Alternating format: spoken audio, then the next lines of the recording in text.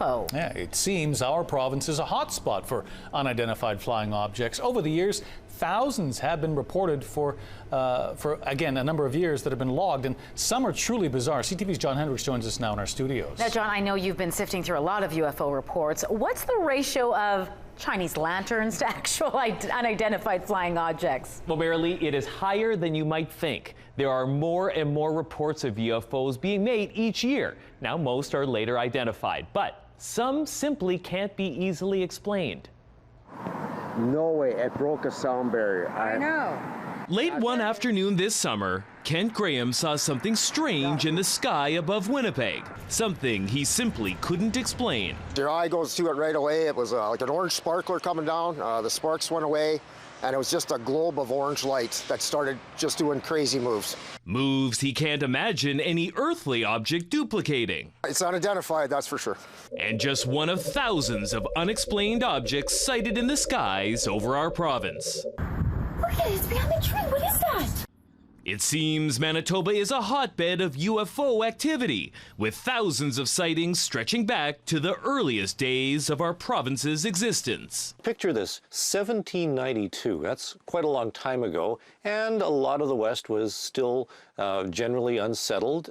David Thompson was in an area that was now around Thicket Portage in 1792, and it was winter, when they said that they had seen a mass of gelatinous luminosity moving through the air, and it actually approached them, and when it was in a few hundred feet of them, it dropped to the surface of the lake and vanished from sight.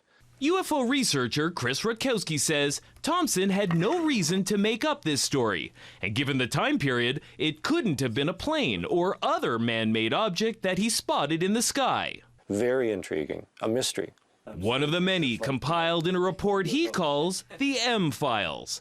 Another favorite chronicles a strange encounter between a cube-shaped UFO and a group of children in Thompson on June 30th, 1967. As they were playing, this wind came up and this object appeared in the sky, and one of the girls who was closest to it started being sucked up into the sky by this whatever it was. And they actually had to grab her legs and pull her back down to the ground to keep her from flying off and being abducted by a flying cube. The incident was witnessed by the girl's father, the object by the mother, and neither one had any motive to lie about it. So I'd have to rank that fairly high up on the strange factor. Where does Kent Graham's sighting rank? Did you see that? Rutkowski was able to enhance the video somewhat, and the object becomes clearer and less mysterious. Probably a drone, yeah. Not an aircraft, it's not a Chinese lantern. Rutkowski says most UFO reports are later identified, but about 17% are officially labeled as unexplained. After being involved in this for more than 30 years, there is a real phenomenon. I can definitely say there's a real phenomenon. It's not something that's made up. It's not hallucinations. People are actually seeing things. What those things are remains unknown, unidentified, and a chapter to be investigated in the M-Files. Now, as we mentioned, there have been thousands of sightings across our province, the vast majority right here in Winnipeg. There have been 767 UFO sightings in Winnipeg, tops in the province. Carman had the second most with 53.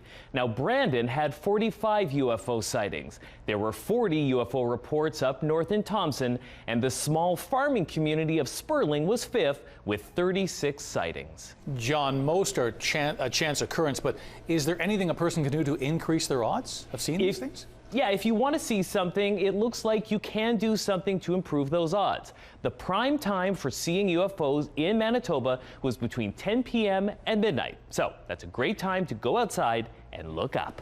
Perfect. Thanks, John.